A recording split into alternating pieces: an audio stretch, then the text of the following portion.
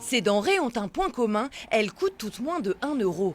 Nous sommes ici à l'Agora et d'Aix-en-Provence, une épicerie ouverte depuis quelques jours seulement, gérée par les étudiants pour les étudiants.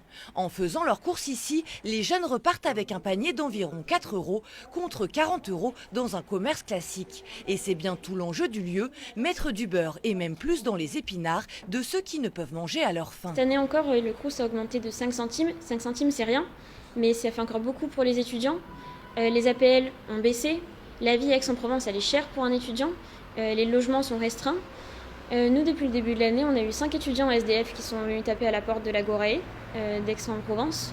Et ça montre à quel point la précarité étudiante, en fait, elle est banalisée, même au sein d'une ville qui œuvre aussi pour ses étudiants. L'Agorae est un projet porté par la Fédération des associations générales étudiantes, soutenu aussi par la mairie d'Aix-en-Provence, qui met à disposition ce local situé avenue Max Juvénal. L'épicerie solidaire travaille en partenariat avec les assistantes sociales du Crous qui orientent les étudiants vers le lieu où leur dossier est alors examiné. Un étudiant, comme pièce obligatoire, il doit venir avec sa pièce d'identité, enfin sa carte étudiante, parce qu'il doit être étudiant, et il doit avoir un reste à vivre entre 2 et 7 euros par jour.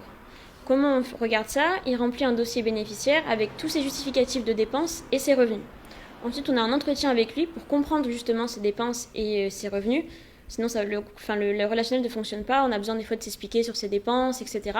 Ça nous permet de mieux comprendre le contexte de l'étudiant et de pouvoir accepter aussi des étudiants qui sont à 8 euros par exemple. Pâtes, farine, biscuits ou produits laitiers, toutes les denrées vendues ici proviennent essentiellement de dons. Notre partenaire, c'est la Bio&Co de Salon de Provence qui nous a fait une superbe collecte le samedi 1er février et qui nous a permis de récupérer énormément de denrées bio et qu'on peut en fait justement proposer aux étudiants à un prix ultra réduit.